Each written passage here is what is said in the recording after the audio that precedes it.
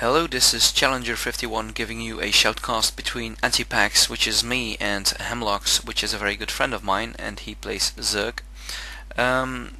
This game was actually played way before I played my game against Dukeske, so the skill cap of both of us is very low. It's even lower than previous game, so we were actually genuinely still learning the very basics of Starcraft. I taught Hemlox the game in about one afternoon. He has already played some RTS games, so he picked up Starcraft rather quickly, but as you may know, Starcraft takes seconds to learn but a lifetime to master. I make a mistake by not knowing the map. I am sending my probe over here to try and do some proxy build or cheese play, but I have to change plans because I was not aware that these rocks were being placed here. I think that was done with a patch, although I'm not sure. So I changed my plans, put pylon right there, and I'm going to build my gateway somewhere around here. I'm bringing my probe back over, and he is well macroing up, spawning an overlord. He is using his overlord to scout. I have taught him that, and he is using his patrol points, although he makes a small mistake by not placing a patrol point at the most valuable spot on the map, is right here, so he can actually scout out my base, which he is not going to do that because he is going to fly over here and see, well, not really a lot beside a pylon. I am building my gateway pretty soon, I guess. I'm waiting for my 150 minerals.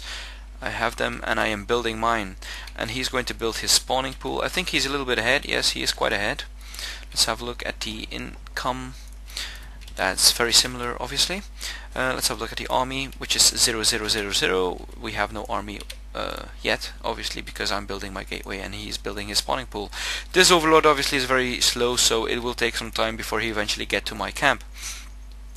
And he's macroing up drones. He should be a little bit quicker on targeting them over to the minerals, because this drone is standing idle.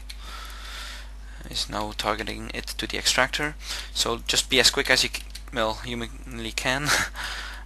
Overlord still getting over there. My probe is going to put a pylon over here. This is going to allow me to have a look over to these rocks whenever they are going to get destroyed. So when he's going for some early aggressive play or an early attack, I will notice that. So that's going to give me some useful information to anticipate an attack.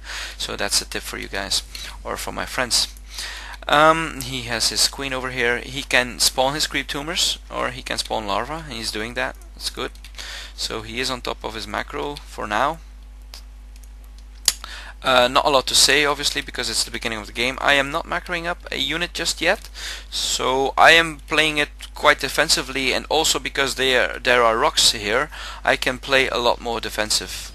It gives me a little bit more breathing room, so I'm expanding very early on without the need for a lot of defense, because I am feeling quite safe. There are also rocks in here, so he definitely has to bring some air units to harass or bring down these rocks. His overlord is eventually going to get over here. He will see my expansion, so that's some information he can get right there. He will see my gateway and my pylon. He already has some Zerglings, so he is ahead an army.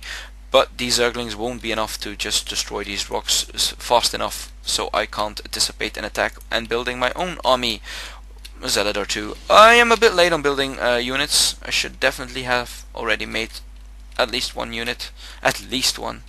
But yeah, as I said, very newbie gameplay, so I can showcase it with this video. My probe doing some long distance mining. Well, yeah.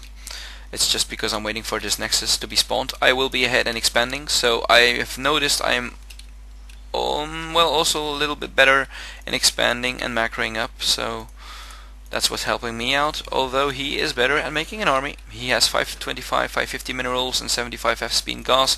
I see some banelings and a lot of Zerglings.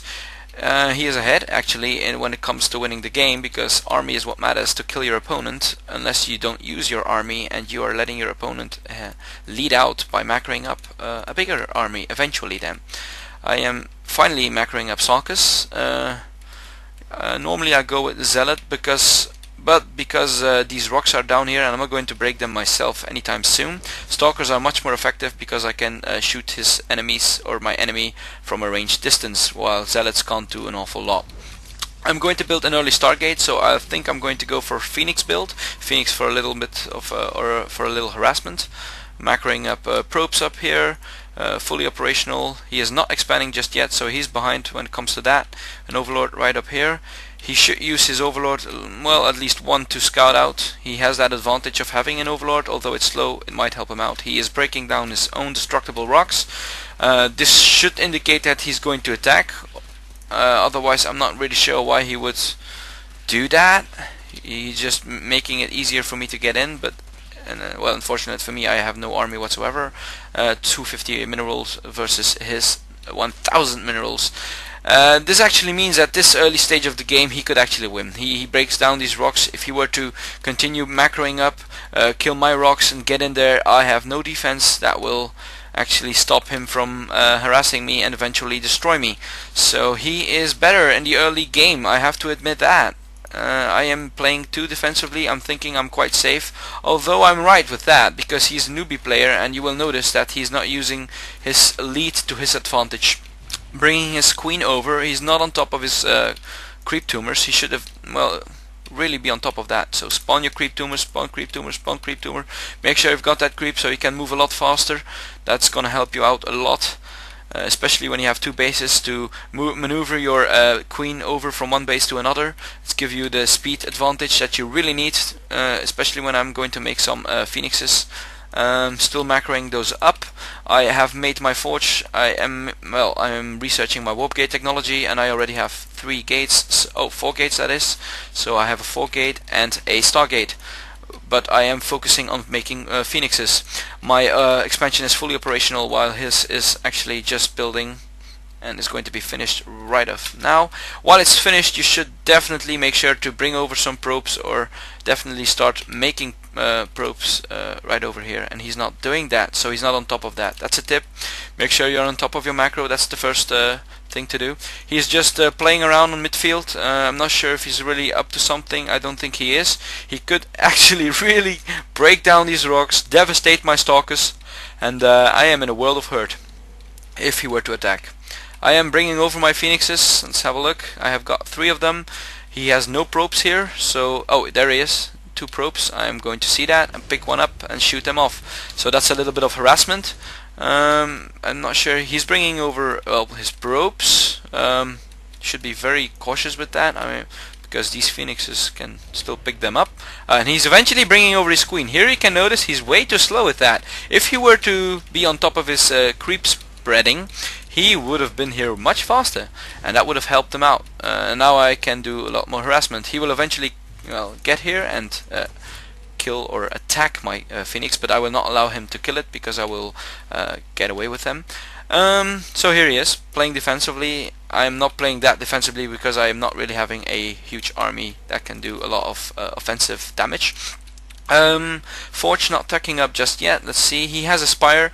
I like that. I'm not sure if he did that with a very well thought strategic idea in mind, because corruptors are devastating for my phoenixes, so they are a perfect counter for my phoenixes. So nice job right there. That doesn't do me any good anymore. Those phoenixes, they will harass. Maybe I can distract him a little bit, but at the end of the day I'm also going to be distracted, because macroing and microing is very hard in Starcraft, and I am not on top of that just yet, and especially not in that early game that we've played when we just started playing out Starcraft. Corruptors are air, can only target air units, so they will not be effective against these stalkers. I'm not bringing them over just yet. I don't think I have noticed his corruptors. Now I am bringing over my probe to expand. Here we go. I am expanding second one and building a pylon. Oh, he got a mutalisk coming over. That mutalisk will attack my probe.